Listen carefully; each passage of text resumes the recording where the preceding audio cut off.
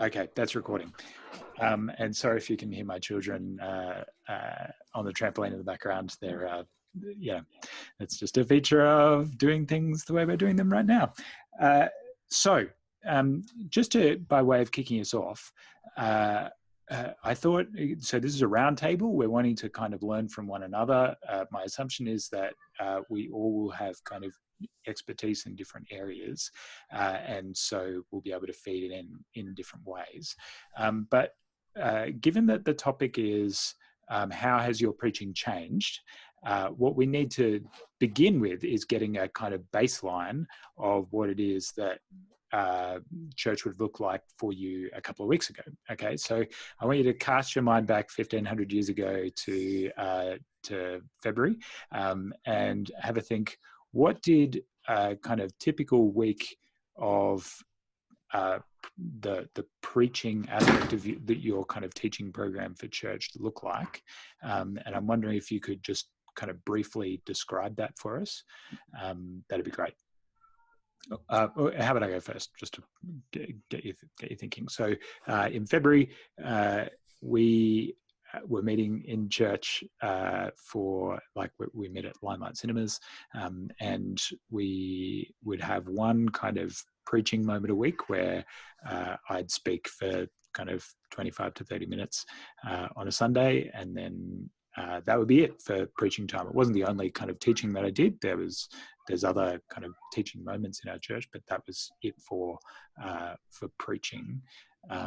Yeah, so that's Renew's kind of experience. Do other people want to kind of chime in with what preaching looked like in your churches?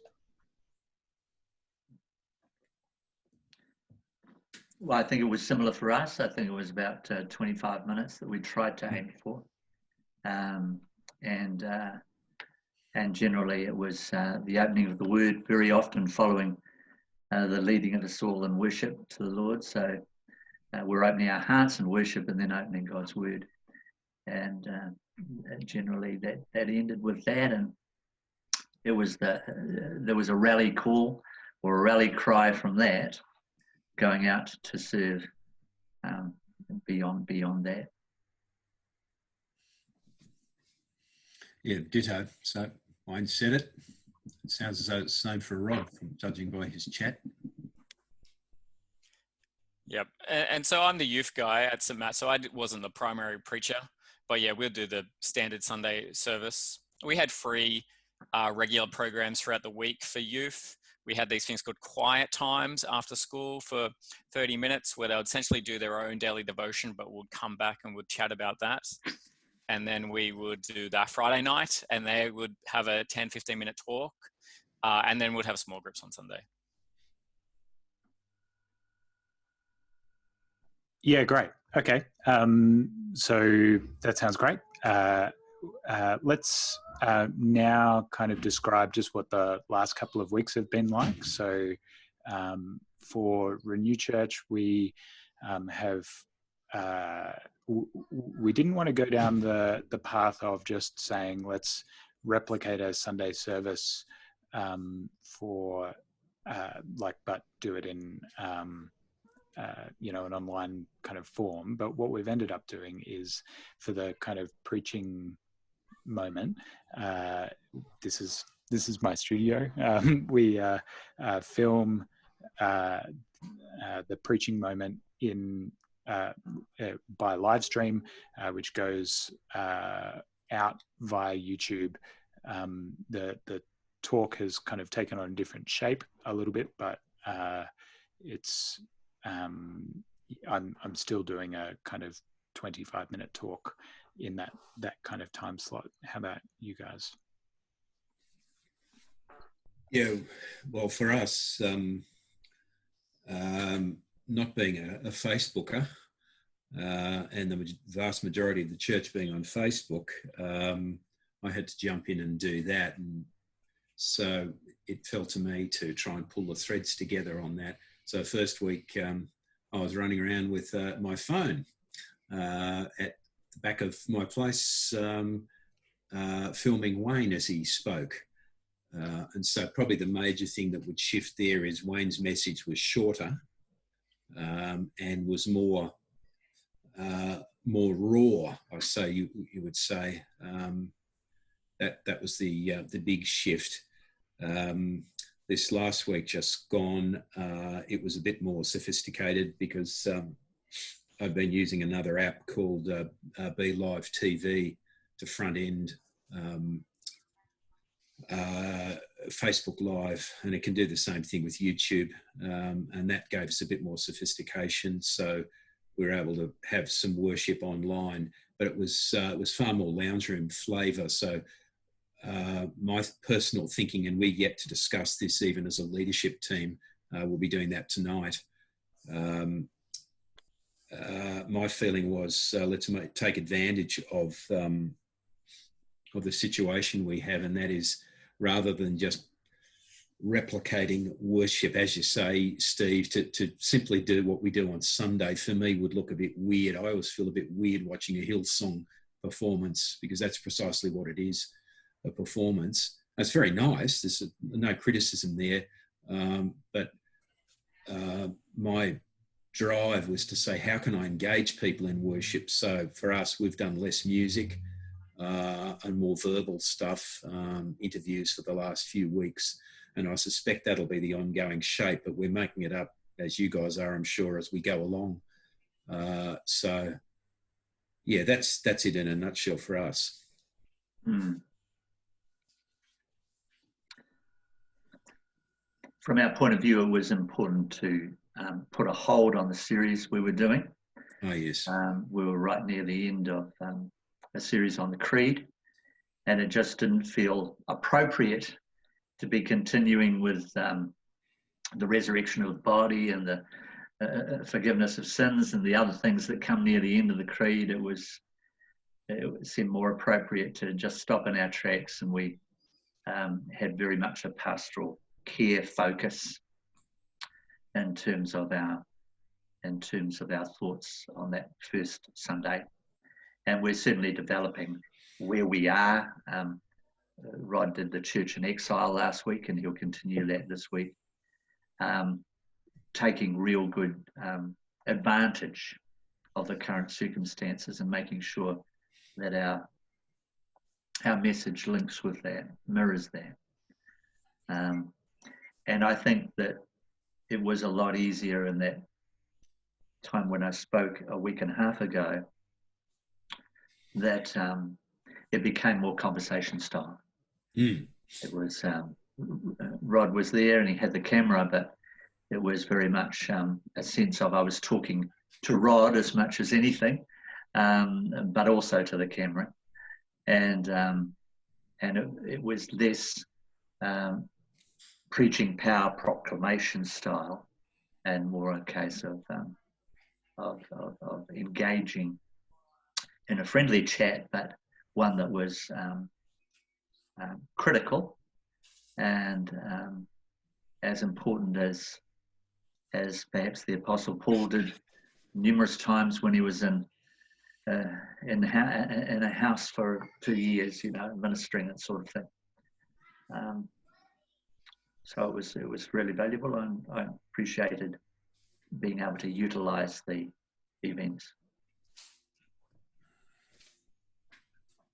Yeah, at St. Matt's, we've done 2 live services now.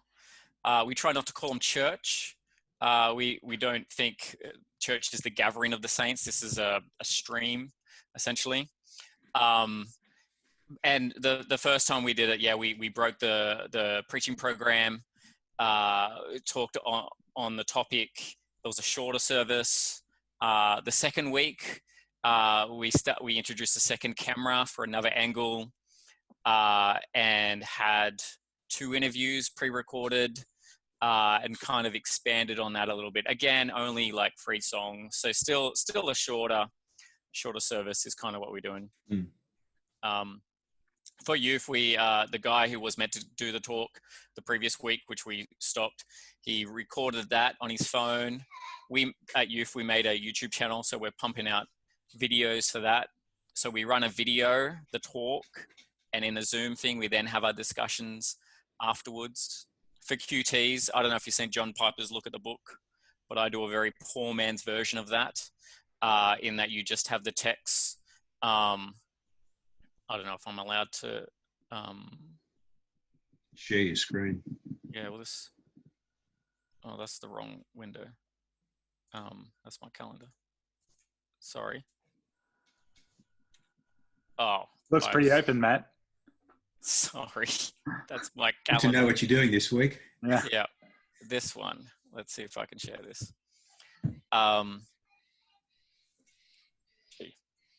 That's kind of my setup for my quiet times. So I talk through with the colored pencils behind it. That's the printed out passage. And I just scribble through that and say my thoughts. It's a lot harder than I thought it would be, and a little bit embarrassing, but we do that type of thing for our quiet times to help encourage and teach them. And yeah, just this morning before this, I was out filming. Ian was going to be our speaker for this Friday, so I filmed that, and so I'm just going to edit that up and put that up by Friday. Again, that's just how we're doing that type of thing in our space.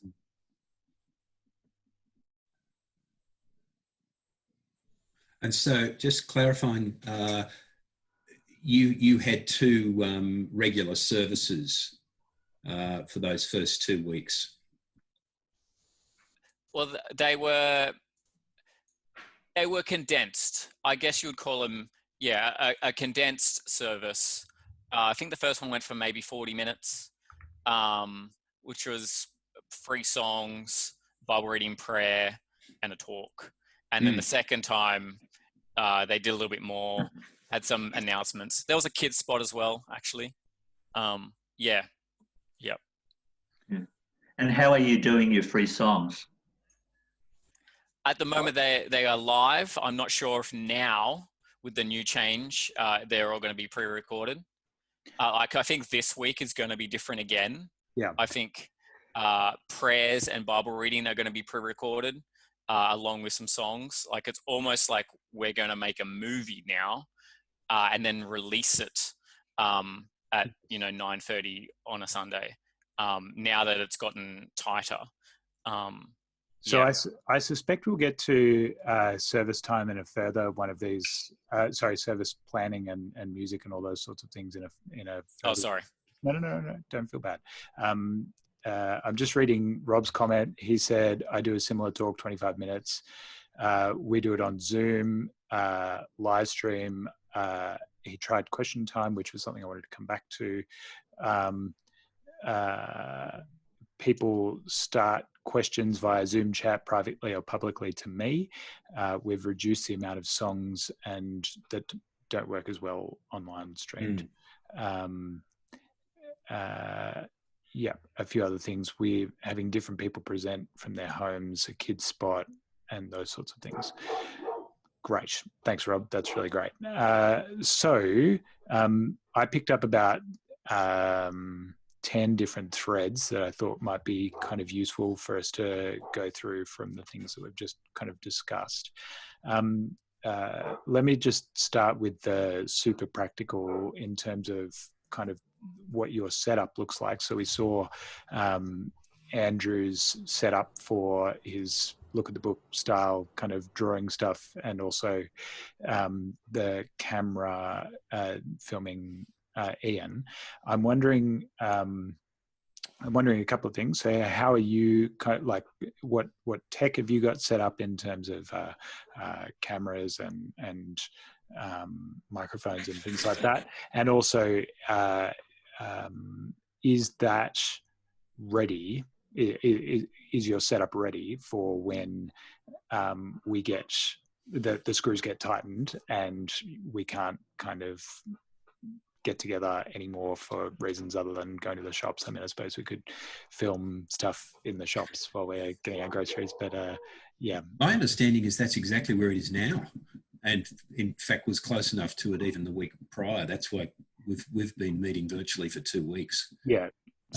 So where it's just they're putting kind of legislative teeth behind it now, so to make it kind of so basically what Fella had set up this morning with him being with There was 2 of us.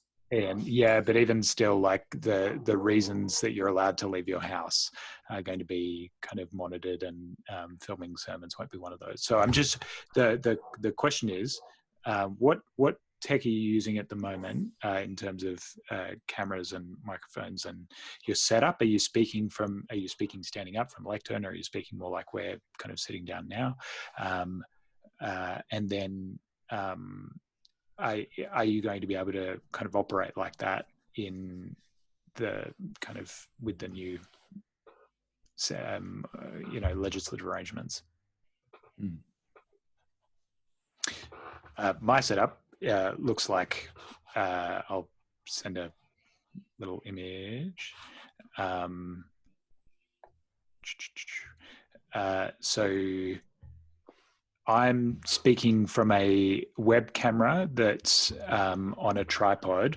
That's I've only got one camera. That sounds good having two, but it's kind of facing my bookshelf, which incidentally is a preacher's dream, because during question time, people ask questions, and usually when I'm preaching and people ask questions, and I'm like, there's an answer on the shelf, like at home. But now I'm like, the answer's just in here. New Bible Dictionary. You want me to read it to you?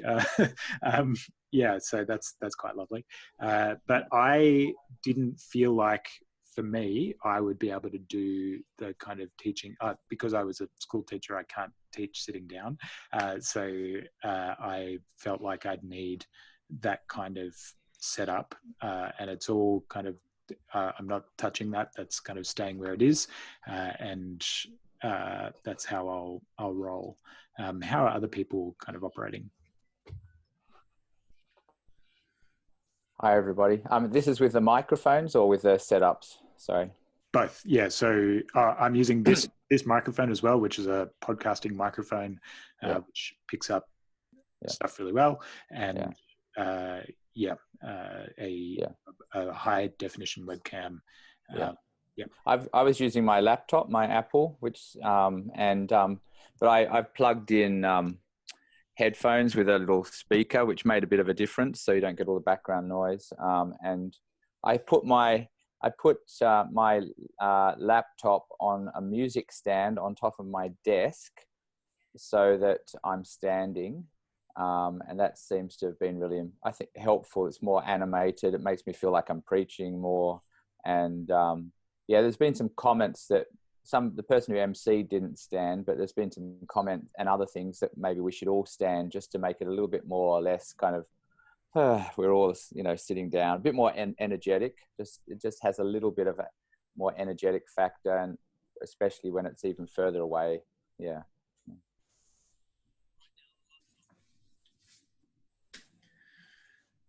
Yeah, we just, as I say, first week, speed over sophistication. So it was just an iPhone, and that got us out of trouble. And this last week, just sat in front of a Dell desktop. And the other guy who was leading, anyway, that's getting into the music side of stuff. So I just sat as I was, and was quite comfortable to share in that way. It was more low key, as Rob kind of indicated, but it was just the webcam off the computer. So we'll probably need to look at getting a better camera setup for that, I suspect. But part of the issue for us is that Wayne and I are the principal preachers, but sometimes we'll have others, and so therefore we want to have a setup that's portable enough. So each of these technical solutions needs to work for where you're at. Microphone's just was the internal mic too. So.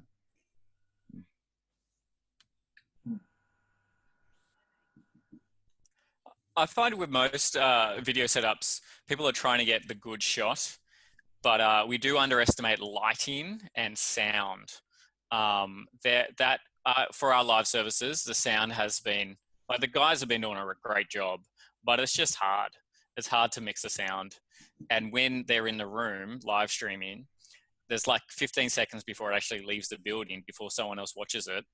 And then someone else messages them back and say, hey, the audio is too quiet. And then it takes them to adjust, which is another 15 seconds for an adjustment to come through. Like, it's just, yeah, we're finding that a little bit different. But I think we've going pre-recorded. Will all be mixed beforehand. Yeah, I'll just make a comment on that. We looked at the pre-record, or I looked at the pre-recorded option, and I think part of what we've found very valuable is the rawness, deliberate rawness of the live feel. And that was the reason that we went with Facebook Live. You can do the same thing with YouTube Live, because it does mean that there can be some reactions, good, bad, and indifferent. Now, when we're speaking, we just ignore the comments, but other people see them. And one of the things that I found was that, and was commented, was that people felt that there was,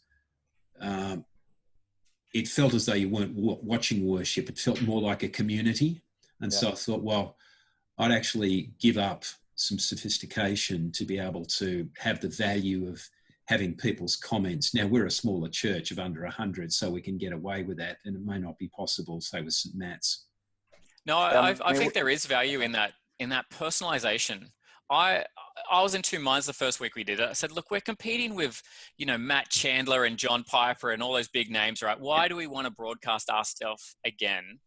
But while, like, 20 minutes in, you're seeing your guy, right? And there's some comfort in that. And I really think, yeah, there is some great value. And in the rawness, I like that word. I do think we will lose some of that. But yeah, and that's just I find that we are broadcasting, but sometimes we're not connecting. And it's really hard to do that. We found, we're doing at the moment, we've been doing it on Zoom, and everybody who watches actually clicks on the Zoom link we send them, and they watch on Zoom. So yeah, it has that rawness again on live stream. It means they have to get up in the morning on Sunday, and our service is reasonably early. But it keeps that habit going for them, the live stream, because they've got to get up, so when church starts, they'll be ready for that hour. We also can see, and they can see who comes on, because it's on Zoom. You can see all the cameras. We can turn all the cameras off of everyone and all their microphones, so that it doesn't disturb the service. But we can see literally all the names who've on, and check if people are missing out and help them out, or see if they're okay. And it's more of a community feel that way. They can even send messages through Zoom, of course, on the chat, or questions, as they do for question time. And at the end, or at the beginning, we've shown all the cameras and turned all the mics on. It's a bit chaotic, but it makes it just makes it a little bit more community-like. Yeah, we have a closed Facebook group where lots of people they're interacting with that. It goes nuts on Sunday morning. But yeah, we don't do the face-to-face Zoom stuff with everyone, but that's really cool that you do that. I mean, on Facebook, and I think on YouTube, when people register, they can make comments, of course, but you can't see everyone. And if they're not making comments, if they're not that kind of type, you don't know whether they're connecting at all, unless you email them or ring them later. So yeah, I think we've found that helpful. I think we're planning to, we've done it 2 weeks now, but we're planning to we've set up a YouTube channel that we will probably release it maybe a few days after the service. So it's there if people need it, but it's not necessarily stopping them it's not discouraging them from being part of the live stream as much. Yeah, that's just our thought, but we're still very much in the kind of working it out sense. Thanks, Rob. So does anyone else have anything to say on this particular topic, which was kind of hitting back the kind of tech and your setup and how that's informing the way that you're preaching?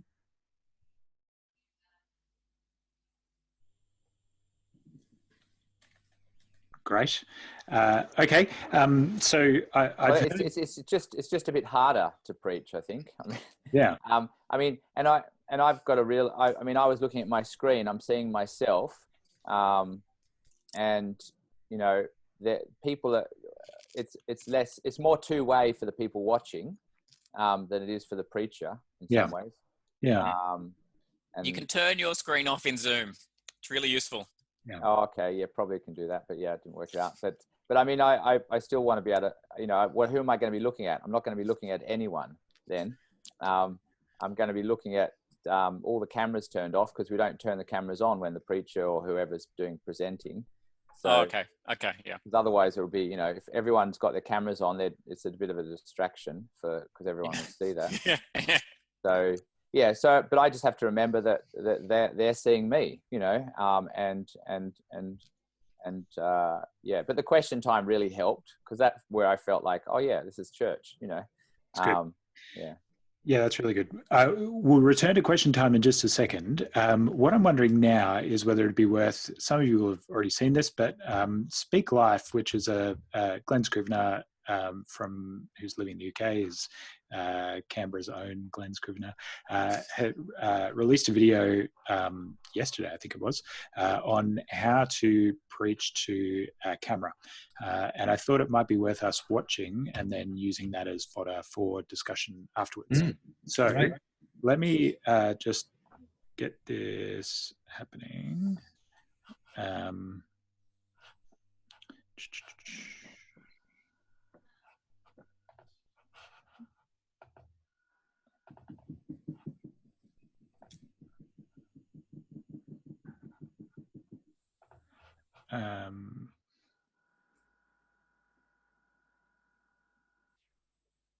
Hang on. Sorry, I'm not sure that I'll be able to do this and record. So I might just I'll just pause the recording. So sorry. You just text through the URL for this thing that you're going to show. Yeah. So in the chat area, Andrew Vella has already put it in. Nice. Thank you. So I'm just going to, for the sake of those who are watching this later, we'll put in the link to what we just watched in the show notes down the bottom of the YouTube clip. So let's have a talk about some of those different things that we just saw there. So firstly, he talked about looking at the camera. How have you been going at that since we've had this Zoom meeting? Have you been kind of like, just think over the time, have you been staring mostly at yourself or at other people or at the camera? Why bother when you know what's going on? If there's a bit more of a performance, which there obviously is for preaching, then we'll worry about it then. That was my philosophy. Yeah, so I appreciate it. Look at the white light. I'm here, white light. Yes. But if not, then get over it for a Zoom meeting. I just add an attachment here. I found even so, there have been other kind of teaching moments that I've been kind of taking advantage of, which have just been involved me sitting at my computer like this, and I've put 2 bits of Post-it right either side of my camera, just to remind me keep looking there, because even now people feel like you feel more like I'm talking to you if I'm looking at the camera than if I'm looking at myself. So for one of the things that I've found helpful and was actually having an external web camera that's not the screen, so I'm not tempted to look at the screen at all, and I can just kind of focus on that dot. Have other people tried that, or have you? I know some people. You've already said you were speaking from your desktop. Yeah, I mean, speaking from my desktop, but just trying to have it at eye level helps. I think you're more likely to look generally at the screen. But yeah, it's a good tip to keep a little bit more of the eyes on the actual camera dot. Yeah. Another thing I tried, I've done a couple of short clips, and you can get teleprompt software for your phone. It's Mm. free. And I tried to position that as much as I could to be directly behind the lens. But I still found, like, I am looking, you can look closely, you can see the eyeballs moving left and right. I don't think that's a great solution, but if you are kind of addicted to your notes and you have to like get them all, like a complete transcript, I'm only new at the game, right? So yeah, I put that as close as I could to the lens so that I was looking as close as I can. But I don't know if it's a great idea to do it all the time, but yeah. I had the I've just spoken the once a couple of weeks ago, and because Rod was holding the camera and filming me when I was speaking, it was very easy to feel like I was speaking to a human because I was speaking to him as much as anything he was holding. And it certainly made it easy for me and made the whole friendliness aspect of the thing come alive a bit too. But I found it relatively easy to. I was going to be looking at the camera if I was looking at him, so yeah, there was no problem. That's great.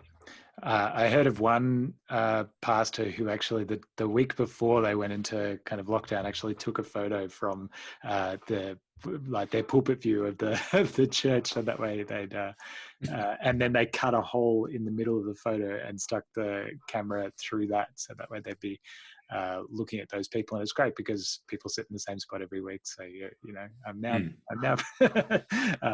and I heard that information the week after we kind of started doing live stream services, and I went, well, that would have been really helpful yesterday.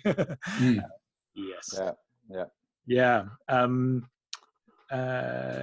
In terms of eliminating distractions and things like that, has anyone found that they've had to kind of change the way they actually craft a talk so as to kind of eliminate your own distractions? Perhaps the issue that Andrew raised is worth raising, because I had to do some video talks for denominational leadership some years ago, so I'd had a bit of experience with it, and I did the same thing with the teleprompter, because if you've only got 3 minutes in a service where pastors are going to show this, it had to be short, sharp and fairly professional, whereas this, I think, for my money, needs a different flavour, because otherwise I think we are trying to compete with top name preachers. And look, I realise I'm brilliant, but I haven't quite reached the brilliance of others, and they'll every time will tune in. So what do we bring to the table that others cannot bring to the table, that John Piper or whomever your favourite speaker is? And I think the issue of community is really the thing, and therefore to emphasise that. So I noticed as Wayne was preaching the first week, he wasn't attempting just to maintain eye contact. You noticed that I was looking away. He wasn't attempting to maintain eye contact the whole time, but rather was he would drop his eyes to his notes. And that to me seemed really natural and normal and appropriate. Whereas I agree with you, Andrew. I think the scripted thing, it might look nicer if you're addicted to, a particular talk show type thing. But if your heart is to say, hang on, I want to be with my people. This is my family. And if I've got a FaceTime video, guess what? I'm going to be less concerned about whether the person's a bit out of shot and so forth, as opposed to there's a naturalness and a reality. And I suppose particularly for the millennials, that's a key issue, that this is real and it's not just a put on. Other thoughts on that?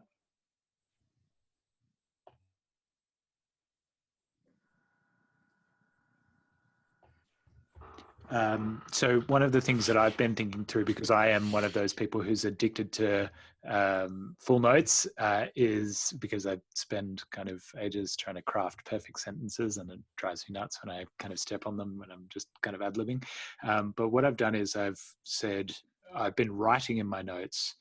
I've been writing a full text, and then before I preach, if there's a story or an illustration or something like that, I'll actually delete that from my notes to force myself to just be kind of eyeballing the camera for that bit to tell that story. There's no risk that I'm kind of going to be looking down while I'm speaking, because that's I'm finding as I've watched the videos afterwards, I find those bits the least engaging when I'm kind of looking down. Has anyone else kind of done anything like that? Yeah, I mean, yeah, to some degree, or just a conscious effort that is a particular point. You have to look at the camera. Yeah. Because if you don't, then it's not very personal.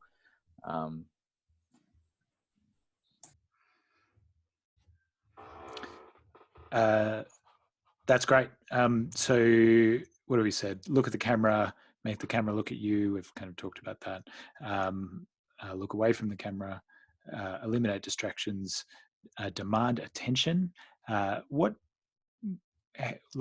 does that, how is that different in what we're doing to how we preach normally?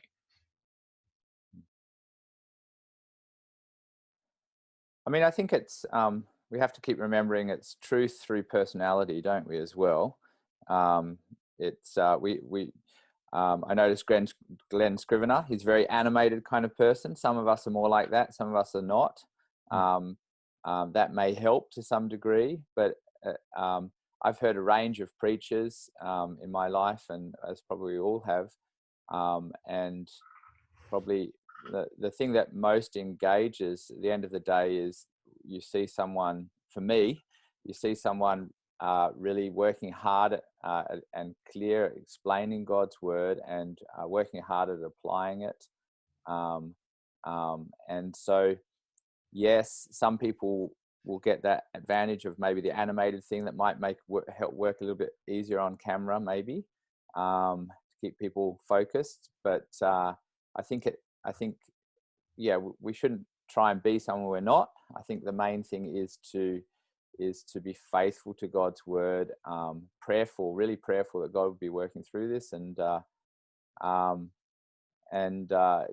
will use that. Sorry, it's kind of a word against technology and against techniques, but I think it's also good to sound that with all of this, because it is daunting, particularly for some people, some of us with technology. Yeah.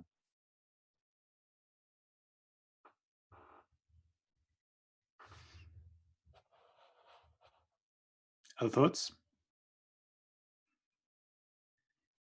That's fine. In terms of speaking to people and talking to one person, that feels like it's going to be even more important now that we are experiencing church in kind of families or on our own or things like that.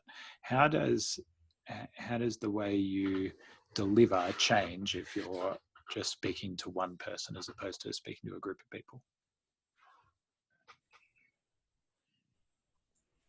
Go. I was going to say, I just find it hard and impersonal to speak to a camera. Like, you do want that feedback. Yeah. So just the delivery itself, it does feel like you don't know if your comments are landing. You don't get, in my church, there's some animated head nodders that I always try to look at because they give me encouragement. Like, that was a good point. But like you get none of that. And I find if I'm doing just recording, like I'm doing it, I don't know if you can hear, but I do have 3 kids in the background. And I have to, so I do mine like at 10:30 at night, where it's quiet as well. And it just feels, I don't know, feels different. It just feels, I don't know, cold, stale. I don't know. Yeah. hence my reason for the live stream. Because when you see a whole bunch of emojis floating up, you think, well, I'm not even sure. I'm not going to look at them. You'll see the heart come up. So they'll say, oh, so somebody likes it. Or what on earth is this rubbish? Or that's a load of nonsense. And that's fine. Say, yeah, when might you say that? And to engage with some of that's great. So, yeah.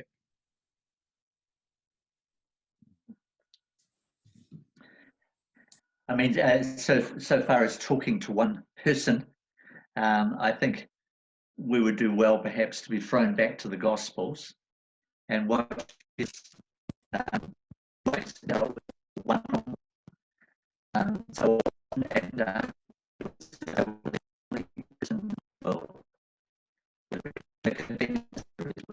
well, forever.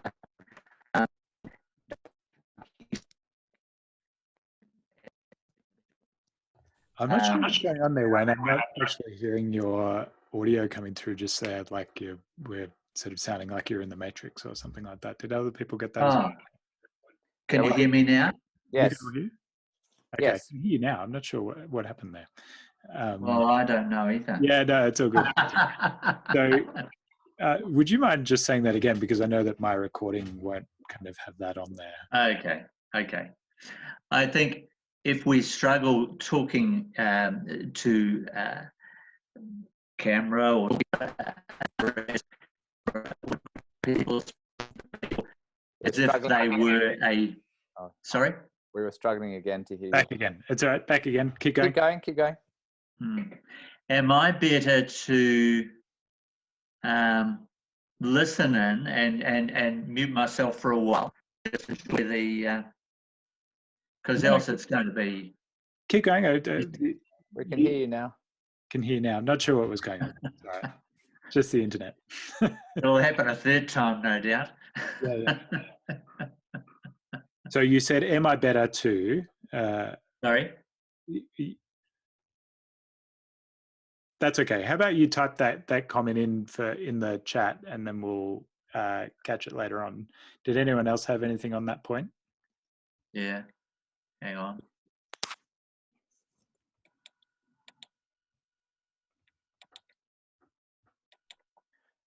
I think can maybe help to think about particular people in your congregation, you know, as you share. I mean, of course, yeah, I mean, you know, just thinking about visualizing some of the people you're preaching to, just to remember you're preaching to real people. Yes. But again, it is hard. It is hard. And again, I found the question time at the end help remind me there's people listening in. But yeah.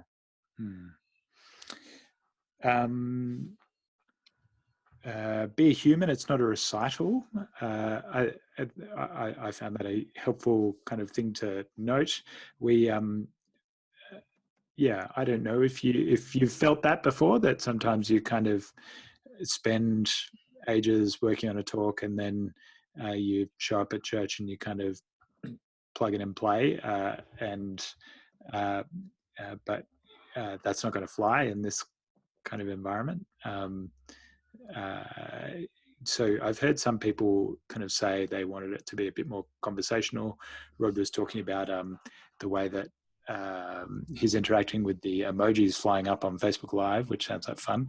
Have other people kind of found, so question time obviously, which we'll come back to in a tick, but have other people found ways of kind of having human engagement in all this?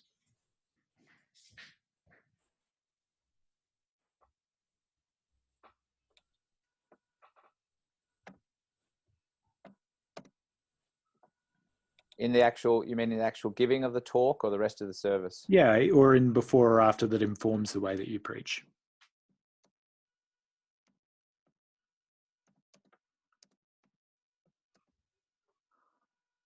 I'm actually calling people before the talk, like as I'm kind of writing stuff, just I've called a few people and said, hey, listen, I'm thinking through this. I'm wondering if that kind of speaks into what you're talking about, and they'll share stories, and I'll say, is it okay if I share those stories in my talk? That's been kind of profitable so far.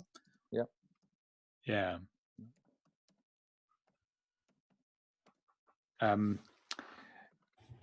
Has anyone watched back on any of their videos yet? Can't bring yourself to do it, Jan? Hoping to do it this week. Yeah. Yeah, okay. No, Nice. I don't listen to myself. Once it's gone, it's gone. It's just too painful. You don't necessarily need to listen back if you've got a wife. That's true. That's true. Well, thanks for that, Wayne. They'll tell you the good and the bad and the ugly. Yeah, that's right. That's right.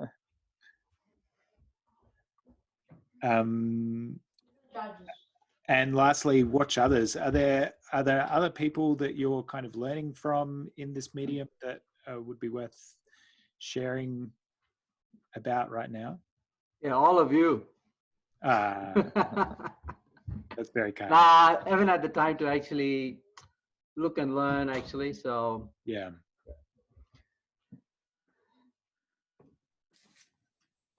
I'm trying to learn from podcasts and other things that I'm already listening to anyway, to figure out how they talk about the kind of technical stuff, the like and subscribe and all that kind of stuff in a way that's not distracting and feels kind of natural. So I'm kind of pointing people to our website for other talks and things like that mid talk, and trying to work out how to do those things in a way that it just feels kind of normal.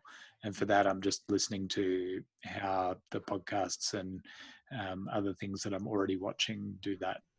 So I'm not going out of my way to find other things. But has anyone kind of looked at other people and thought, oh, there might be something to the way they're handling this?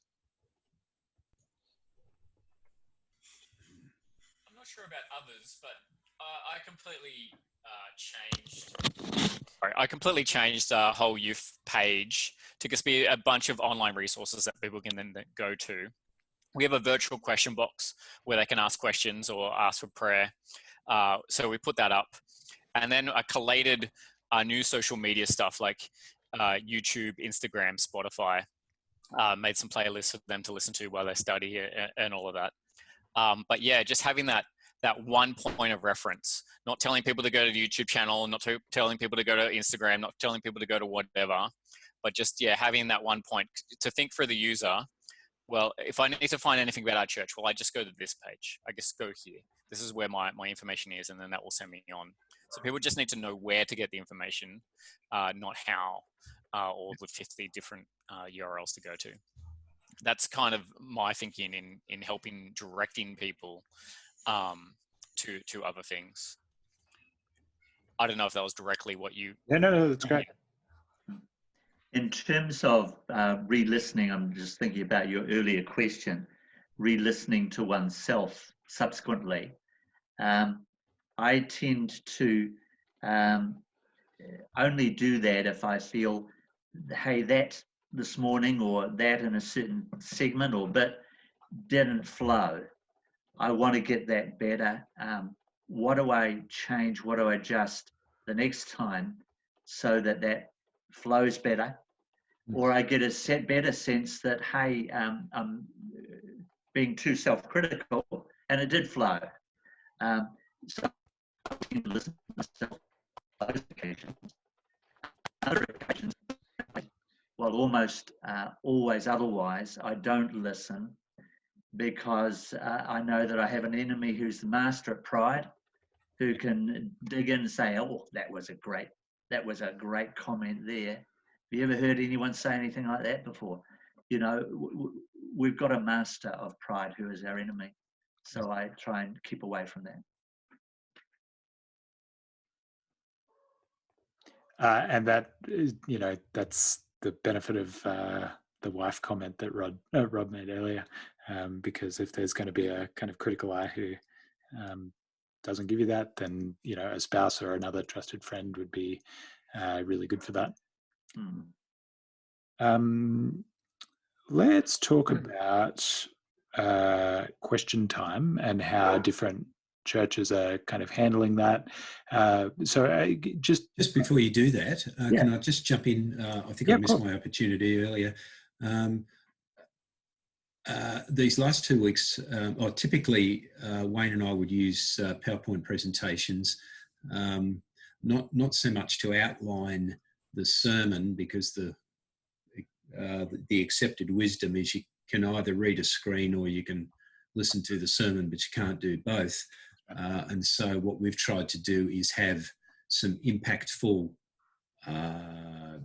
statements, impactful pictures, particularly images, that will grab people's attention and give them just something else to look at. Now, obviously, that's a bit more technically challenging, and I was interested what other people have done. As I say, I've just got a hold of this program called SpeakLife. There are 2 or 3 other competitors in that, where you can go to a whole OBS studio, or the paid versions of those, and it can get bigger than Ben-Hur. So we were looking for a web solution such that a few people could actually do the production, and it didn't fall to one person to have to be in a particular geographical location. So at least with SpeakLife, I know you can share your screen, as we have been here with YouTube, and therefore there's the opportunity to use images, PowerPoint presentations and whatnot. So I thought maybe just worth throwing that in before we leave the other stuff that we're doing. Yeah, that's great. Are other people using kind of PowerPoint images or things like that during their talks? Yep. How have you done that, Rob? I mean, split screens, or on Zoom, you can show the speaker and that at the same time, switching between. We've flashed music up for song lyrics for people. And advertisements as well. We put a sort of a, how would you say, a repeating advert at the beginning before the service starts, so that it's sort of on a loop, a PowerPoint on a loop with key points for people, add new announcements. So yeah, things like that. Great. We haven't done it yet, but our hope is to, we've got a guy who's kind of taking the Zoom call, is making our service, and he'll put kind of just like on the news or on those late night comedy shows, and in the US he'll put the PowerPoint screen kind of here, as a little box. One thing I was going to say, something we started thinking about as a church, if you are using technology and you've got certain people doing it, it's probably good not to rely on just the 1 or 2 people. It's good to keep spreading the wisdom, because the curve is supposedly starting to lower in Australia, but who knows? If things get worse again, people could get sick, all kinds of things. So yeah, it's good to keep sharing that technology skill on Zoom or whatever it is. Are other people doing PowerPoint kind of stuff or anything like that? Yeah, in our first live service, we were using the OBS studio, and we had the kind of reverse of what you're saying when you're preaching, but with the song, have most of the lyrics, and then in the bottom have the square of the musicians, and likewise for PowerPoint, you still got the little face in the bottom corner. But then last week, we'd been going to Pro Presenter, or saying we were going to Pro Presenter for ages, but we went last week and did Pro Presenter, and that had different things and where you can put text and whatever. But Andrew, were you using OBS? Were you streaming, or were you recording and later playing? Streaming to YouTube using OBS. Okay. So did you have any interaction from your church? No, so our comments were turned off. People couldn't comment live during the YouTube. stream, that we did have our closed Facebook group where people were commenting, but people in the church hall where it was being streamed from weren't live checking that. Right. Okay, that's great. Let's talk about question time. Just out of interest, is any church not doing a question time at the moment? So, Jayan, you guys aren't doing question time? Yeah, okay. No, we're not doing question time. We have fellowship groups Bible study groups meeting after church in the groups on Zoom to discuss the sermon. We have some questions pre-prepared, and we give our leaders, fellowship group leaders. Yeah. Yeah. Yeah, that's great. Would you normally do a question time or anything like that? No. Okay, yeah, that's all right. How about... We're not doing question time during the live service. Every now and again, Ian would open up to questions on the floor. But yeah, and for youth group, we just have a virtual question box. We normally sometimes have a question box at youth group. It's now they can just submit. Yeah. Yeah. That's great. Nothing in real time. At Southgate, would you normally have a question time? We have done them before. We'd only just got ourselves a dedicated mobile phone or a SIM card for an old phone that I've got. But as it turned out, that was only there for a few weeks. We had done it just straight from the floor. Yeah. We found that using the more impersonal approach is actually helpful, because some people would not be willing to speak in a larger group, but they would be willing to text something in, particularly if it's anonymous. And there's no contact list to pick up the name. But I suppose we hadn't actually done a question time this last week for the reason that there were so many comments flowing through and people were actually interacting. It was a bit like an all-in brawl in some sense. That you had the preacher doing his thing and then people were interacting. So yeah, that was a good point. But what about this? And I noticed afterwards, during one of the songs, we were singing a public domain hymn so that we didn't have to worry about the CCLI business online for streaming. And somebody said about Ebenezer, oh, what's that? And some bright spark said, oh, look, Ebenezer's this and this and this, and put all of the comments up. So there was quite a bit of toing and froing in the middle of it.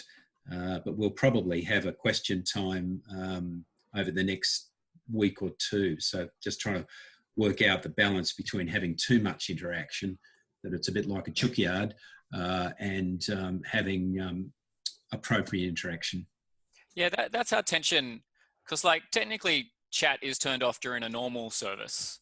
And so that was our tension in thinking, how do you do that in real time? And then you get people critiquing things as it happens, as it goes. I guess it's a tough balance, and it'll depend on your community, I guess, and size, and how much you open it up. Yeah. I mean, we tried to limit it to, 2 or 3 questions. And it was kind of interesting because I think I did a 4th in the end, but I just thought, oh, that's time up. And then I just said to the MC of our meeting, is that okay? Or should I stop now probably? And he said, oh, you can have one more question. So I think that was interesting for people. That was a slight interaction with me and the MC. You couldn't see the MC, but his voice people could hear. It just felt a little bit more like, oh yeah, there's a little bit of interaction even in little things like that. Made it a bit more interesting. And so I did one more question. People seemed to be engaged from feedback. So yeah, we've thought other interaction things maybe going possibly to interviews at some point. But yeah, it's just working all that out. It's how best to do that. People, so you've just described your MC being involved in the question time. Are other people just kind of reading off the screen like this and then kind of answering the question from there, or how are you handling it? Is that a question to me, or That's sorry? a question to the floor.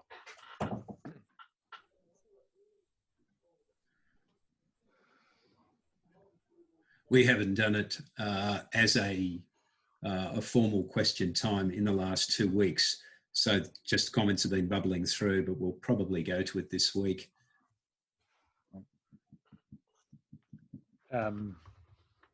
So we also have set up an online forum as well, where people, if they want to join the online forum, they can discuss under different topics, and one of them is the sermon series. So yeah, that's still getting momentum. So I wouldn't say it's being used properly yet, but that's kind of something we thought might be another way for some people. Online forums suit them. Yeah. So we've had our service host handling, because I'm not preaching to the screen, I can't see the questions anyway. So our service host has been kind of reading the questions to me as we've gone, and then she's had a question prepared and ready to go. So at the start of question time, if there's no questions, people have a bit of time to kind of get them in.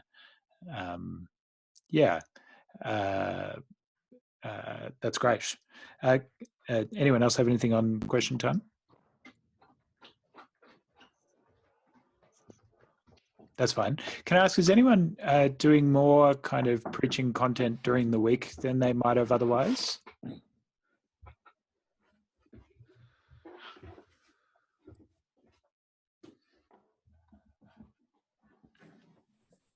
Not at this stage, but I've been talking with a few people of setting up a few interviews that we may possibly just release to the church, not as part of the service, but as part of the just general, stuff during the week through social media or emails. So we interview what struggles, what encouragements in the Lord, and maybe just getting to know them a bit better, just a community building interview. So we're going to do the first one on Thursday. So we'll see how it goes. That's great. If Jonathan was here, he'd kind of chime in about the daily videos he's kind of releasing at the moment on Psalm. So there have been some people who've been suggesting what we need to do is completely deconstruct the Sunday sermon and make it kind of, instead of having kind of longer talks, release kind of shorter talks, as is the kind of the way on YouTube generally, where content of kind of longer than 3 or 4 minutes is unusual. I'm not sure I kind of go with that. I think we're actually trying to create a different viewing experience than the kind of casual YouTube watcher. Has anyone got kind of thoughts on that? Yeah, no, we talked about it in our leadership, whether we should go to the model of shorter talks, and ain't got much love from us. I mean, what was the reason for that, Jayan? We just felt that we need to be giving them, well, as much as possible, the normal experience of church. And also, I think it's we felt that the exposition of God's word takes a bit of a backseat. We want to keep God's word, the preaching of God's word, as the main point of the Sunday gathering. We just felt that reducing that, breaking it up, it just didn't sit comfortably with us. I'm sure there's good reasons for considering it. We just think that it's not something that we would do. That raises thoughts in my mind in relation to when we come and we find ourselves in a post-coronavirus world. We've gotten this style now that we're doing, etc., etc. And in some, certainly at Southgate, it's somewhat more easier, friendlier feel, I think, in some ways. But when we seek to go back to church as normal and everyone's gathering and the congregations are there, the extent to what carryover we do and in what ways we want to change gear again, because to me, I would never want to lose the Apostles' word, Paul's word, which is to to preach the word, to proclaim, to make the proclamation of God's word. And that was somehow easier when we were doing that from the front and the whole church was gathered. In my way of thinking, we're somewhat adapting to this new situation, the way that we're doing it currently. And I think, yeah, there are some good things with that and some things that we're losing. I think also, yeah, you don't throw it out just for the sake of throwing it out. More kind of, 20-minute talk, 25-minute talk. But it's good to be getting feedback from the congregation. How are they finding it? And if, I mean, so far from our congregation, it's been fine. You know, people seem positive. They feel like they are connected. They feel like they are doing church. They are meeting, even if it's got its disadvantages and it's not what you want to keep forever. So, yeah, I think feedback, you know, and if it's hard for people to tune in online to that kind of talk and that kind of thing, then sure. But I mean, gosh, I mean, it's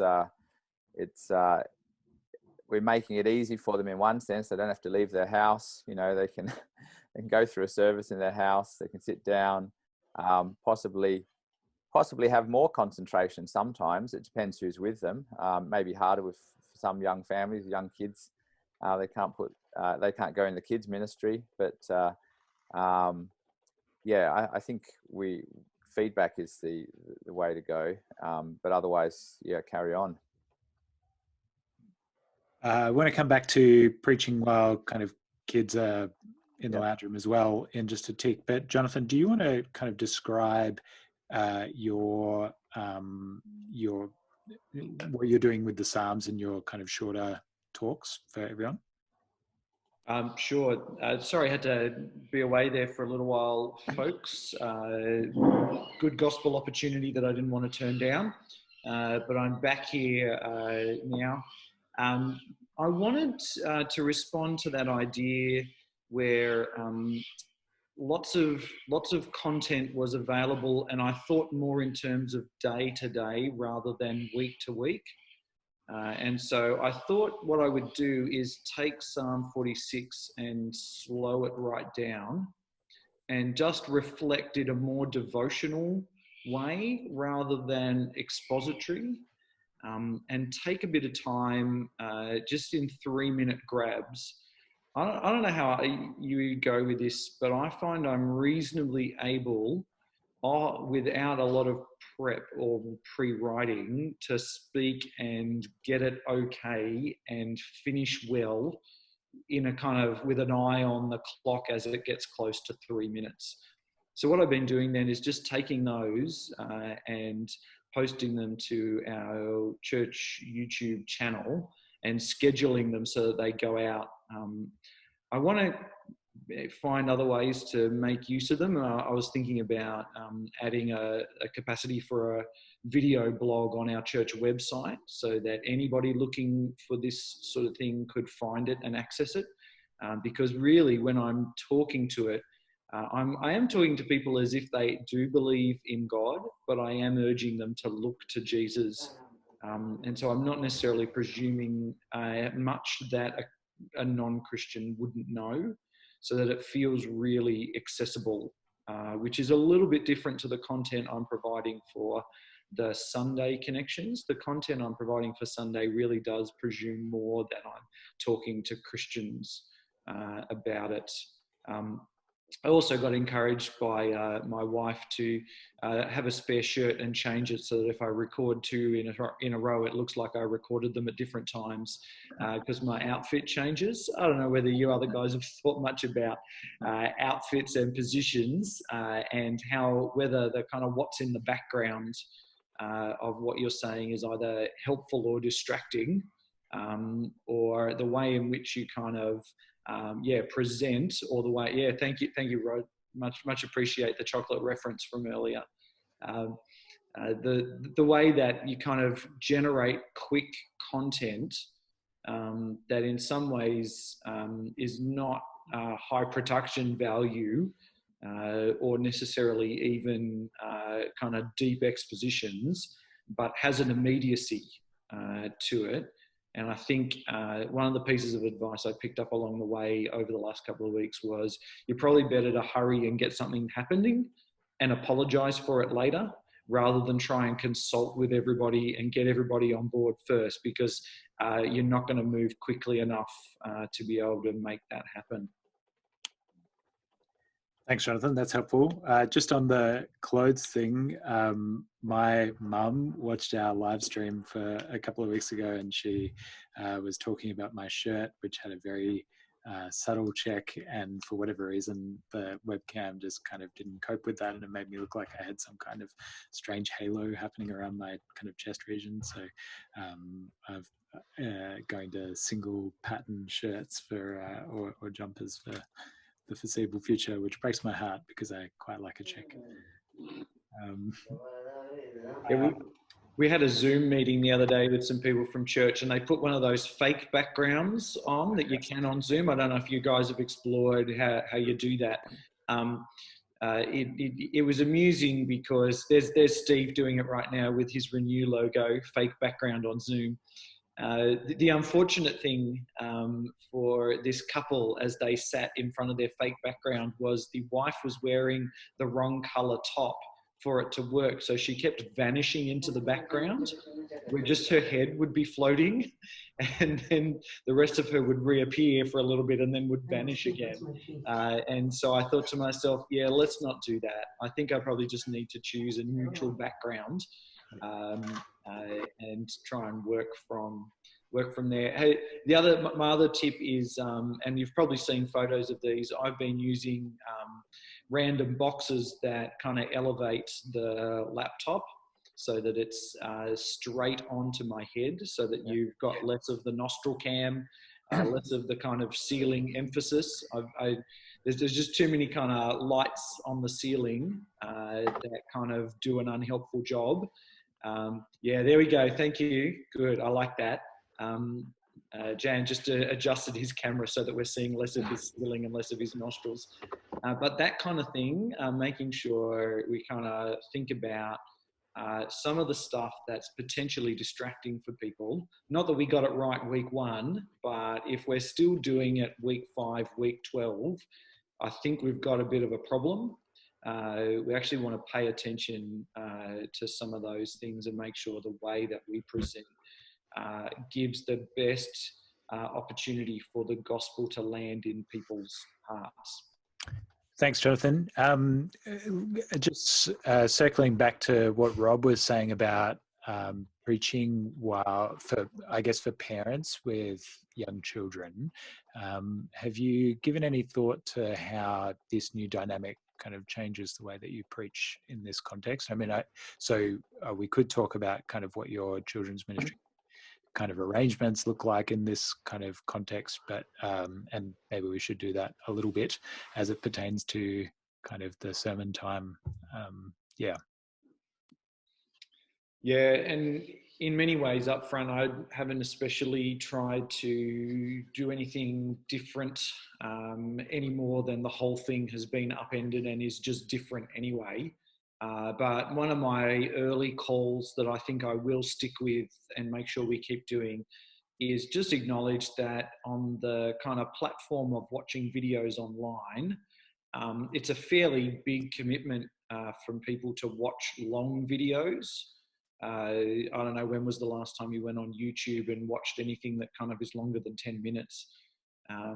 Which means that what is often a standard sermon length is actually quite a long video. During the week, I took a moment to click on a few YouTube recordings of live streams from a couple of different churches, just to see what a couple of different churches have been doing. And I noticed that the recordings were kind of in excess of an hour, largely, and that's a long time of concentration, which maybe if you're watching it as it goes live, that's easier to do, but it's still a long thing. I enjoyed my capacity to grab the little red dot at the bottom of the screen and speed through some songs I didn't need to kind of have the extra bridge for. or whiz through a kid's talk once I understood it was a kid's talk. So I've really gone short. I've aimed to have 5 to 7 minutes for a clip, and I've put 3 clips together to be the talk. So the talk segment, the bit where the Bible gets explained, the bit that I think is probably the hardest for people to do in their own homes, the bit that we as pastors and leaders are getting trained in or have been trained in, is that part where we, like the Levites were doing in the Old Testament, taking God's word and making it known to the people, teaching it to the people, reading it to the people. That's the bit we do that they can't do themselves.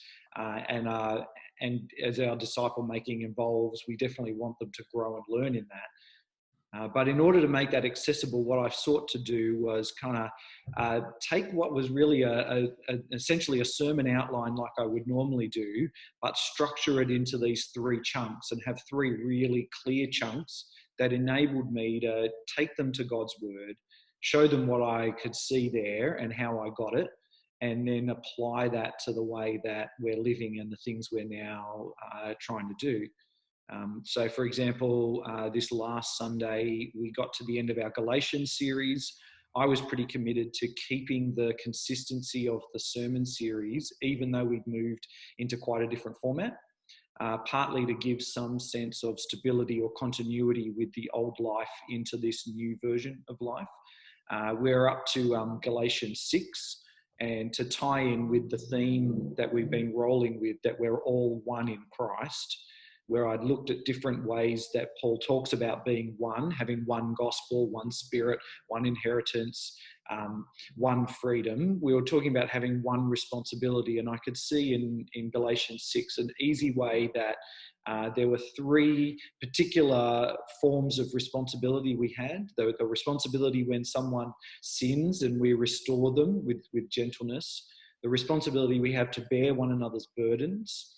I did skip over the responsibility to share every good thing with your teacher, because I was going to address that in the Bible study that went along with the talks, and went down to the bit where we have a responsibility to do good to all. As we have opportunity, especially the family of faith. And so those 3 chunks became 3 points that kind of just filled one video and concluded with an invitation for our people to reflect, talk and share. So as a concrete example, the middle one was about burdens and the responsibility both to carry your own burden in Galatians 6, but also to share burdens with those around you. And I suggested that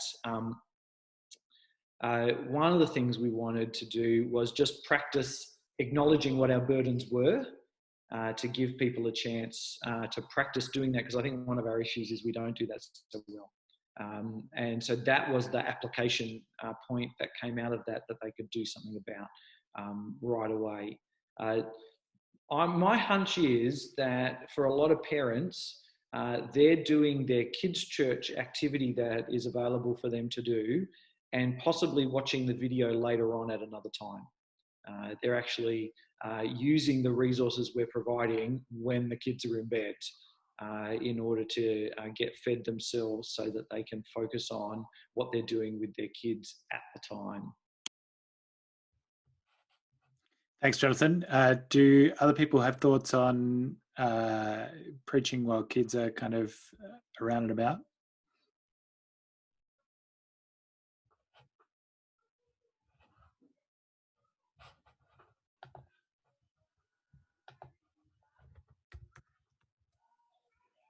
Normally our kids have gone out to a children's program, and so what we've been doing is having, as a required part of the Sunday live cam service, a kids spot.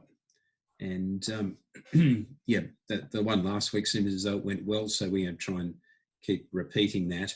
And at the same time, our regular children's workers have provided some sheets for the kids so that they can colour in and do stuff, and that's good. One of the things that one of our parents said was, because it's now really family units who are meeting rather than small groups, which is what we had been encouraging before. But in lieu of being able to meet face to face, families meet. So this family said, oh yeah, they stayed for the kids stayed for the early part of the service, and then we just sent them out into the backyard and they're playing now whilst the sermon goes on, and that's fine. But some of them had the sheets that they were doing before or after, so the service kind of just gets stretched out over a longer period in a less conventional way. I mean, I suppose, firstly, people viewing, we had a kids spot as well, which was presented from the kids leader's house, and she did a little kids talk. We brought that into the service. They didn't have that in the service before, and we've got a kids song. We had a kids song. She did a pre-recorded kids song, and she put the words up on her screen, so that worked quite well. It was probably better sound as well that way, so people could sing along. As far as preaching myself, my kids are not really young now, but at the same time, we just decided it would be better that I just go in the room and do my bits separately from the family. It's kind of sad in one sense, but it just seemed just for them to be able to relax and interact, and me to be able to not be distracted, and for clarity for the people hearing. So that's what we did. And then when I wasn't doing my bits, I just ducked out to them and sat with them, and for the rest of the other parts of the service. So it kind of worked. But I think, it's not always easy. Other thoughts?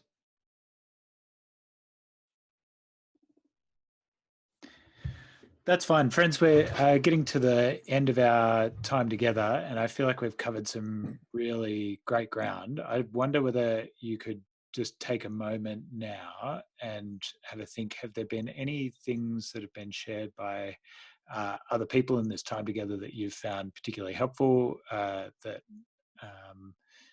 you will be able to take away and either consider in your context, or something like that? I found the clip that you showed us really excellent, and some basic tips, and they were all good ones.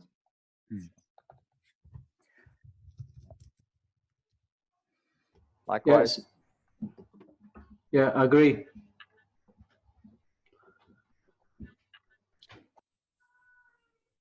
Yeah, I think it's just helpful to know we're all going through this together, and I think just to see how others are struggling with it, and is helpful. And that God keeps working, and that our people keep gathering in one sense, and that's encouraging to see that's happening. Right. Yeah, great clip. And some of those other bits and pieces, too many things to talk about. So I've made a bunch of notes here of things I can work on. That's great. Yes, I'm coming away with loads of things as well. I want to kind of maintain the tension of both kind of working really hard on my preaching craft, and trying to learn, but like taking advantage of the fact that we can kind of watch back on things while kind of hearing the really helpful warning from Wayne that the enemy would love to kind of inflate our pride through this experience, and that can be kind of dangerous as well. I'm trying to see what else I had. Got loads of notes. Yes, in terms of kind of thinking through kind of creative other opportunities, I might kind of look at the book style videos, kind of like Fella was showing us before. I'm really grateful to you for this conversation. Does anyone have any kind of threads that we didn't kind of pick up that you think, we really should talk about that before we go? Otherwise, I'm going to pause the recording in a tick and just talk to you about one other thing. I mean, yeah, I mean, time's getting on, but I mean, music would be an interesting one to talk about more. I don't know whether you guys talked about that. We've kind of, I find that's the hardest thing to be able to do well, actually, in an online service, music. Well, how about we pause the recording at this point, and I'm just going to ask, let me just pause that.